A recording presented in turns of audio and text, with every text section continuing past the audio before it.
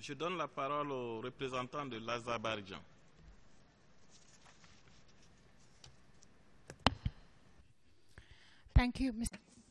Merci, Monsieur le Président. Je suis obligé d'intervenir dans l'exercice du droit de réponse suite aux remarques qui viennent d'être faites et les allégations portées contre mon pays par l'orateur précédent. Il semble que apparemment les déclarations correspondent à l'irresponsabilité de l'Arménie avec un sentiment déformé du droit international et de l'histoire. L'obsession pour consolider le statu quo et imposer un fait accompli et mettre sur un pied d'égalité les responsabilités de l'agresseur, l'Arménie et la victime, l'Azerbaïdjan en l'occurrence, revêt de nouvelles formes alors que l'Arménie essaye de déformer ses objectifs, ainsi que les 4 résolutions du Conseil de sécurité 822, 853, 874, 884. Et l'Arménie blâme l'Azerbaïdjan pour le non-respect. Les résolutions du Conseil de sécurité sont les décisions faisant autorité sur le problème avec des descriptions importantes concernant les agissements de la partie arménienne et les résolutions indiquent que les revendications de l'Arménie sont nulles et non avenues. Il faut rappeler que les résolutions du Conseil de sécurité de l'ONU que l'Arménie a du mal à accepter, a du mal à mentionner, ont été adoptées suite à l'agression et à l'invasion de districts de l'Azerbaïdjan par des forces arméniennes. Avec la condamnation de l'utilisation de la force, le Conseil de sécurité a exigé le retrait complet et inconditionnel des forces armées des terres occupées de l'Azerbaïdjan. Et en blâmant l'Azerbaïdjan pour ce qui est du non-respect des résolutions, il faudrait demander à l'Arménie qu'en est-il de l'occupation, le fait de l'occupation et la présence de forces militaires arméniennes encore maintenant sur le territoire, sur les terres de l'Azerbaïdjan. La mémoire des responsables arméniens a des lacunes commodes lorsqu'il s'agit des dispositions de ces résolutions du Conseil qui reconnaissent le fait de l'invasion et confirment l'intégrité territoriale et la souveraineté de la République de l'Azerbaïdjan. Ces principes sacrés sur lesquels l'Arménie transige facilement. Le représentant de l'Arménie a également évité le fait qu'avec le Haut-Karabakh, l'Arménie continue d'occuper 7 districts adjacents de la République de l'Azerbaïdjan. La partie arménienne, commodément, oublie de mentionner que le Conseil de sécurité a exigé un retrait inconditionnel immédiat des forces armées du territoire de l'Azerbaïdjan. Ces dispositions n'ont toujours pas été appliquées. Autre question qu'il faut se poser, comment l'Azerbaïdjan peut-il être responsable du fait que l'Arménie n'a pas libéré les territoires que l'Arménie occupe? Blâmer l'Azerbaïdjan pour le non-respect de la résolution, c'est simplement les projections de la conscience coupable des dirigeants arméniens puisque l'Arménie commet constamment l'agression contre l'Azerbaïdjan en occupant son territoire depuis 1992.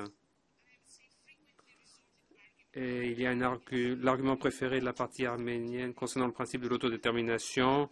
Cela est rappelé souvent, mais c'est un fait. Conformément au droit international, le principe de l'autodétermination s'applique à 3 catégories de personnes. Et je crois que là, il faut instruire une délégation en particulier. Premièrement, les populations des États souverains. Deuxièmement, les peuples d'unité territoriale coloniale et les personnes soumises à l'exploitation et à l'asservissement, y compris les personnes soumises à l'occupation militaire étrangère. Sans aucun doute, les membres de la minorité ethnique arménienne qui vivent dans le Haut-Karabakh, région de l'Azerbaïdjan, ne correspondent à aucune de ces 3 catégories de personnes et ce ne sera jamais considéré comme un sujet indépendant avec le droit à l'autodétermination. Autre question qu'il faut poser.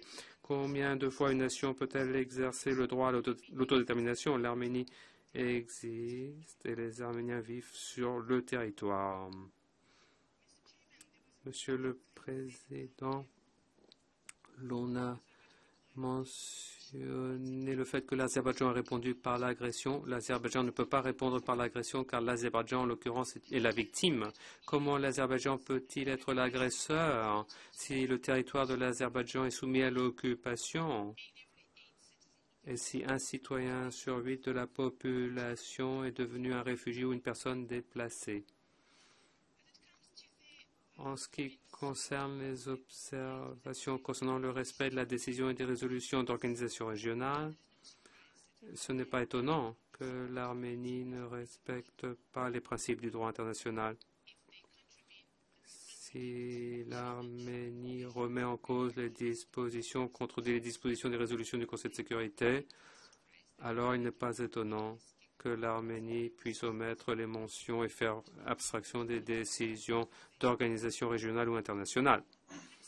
Les attaques contre les civils. Oui, effectivement, les attaques contre les civils et les massacres ont été une caractéristique de l'État arménien, la politique étrangère de l'Arménie. Le ministre de la Défense de l'Arménie récemment a affirmé que les civils azerbaïdjanais capturés sont des criminels et des saboteurs, ne peuvent pas être considérés comme des prisonniers de guerre.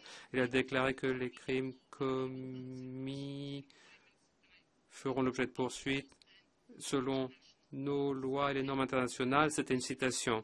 Cette déclaration par un haut responsable arménien est une autre preuve de l'implication militaire directe de l'Arménie dans le conflit et le régime séparatiste illégal établi dans les territoires occupés de l'Azerbaïdjan. Ce régime relève du commandement et du contrôle militaire des forces armées arméniennes. Les civils ne peuvent pas être poursuivis en fonction du droit arménien, car ces civils se trouvaient sur le territoire internationalement reconnu de l'Azerbaïdjan, qui ne fait pas l'objet de la compétence ni de la juridiction des lois arméniennes.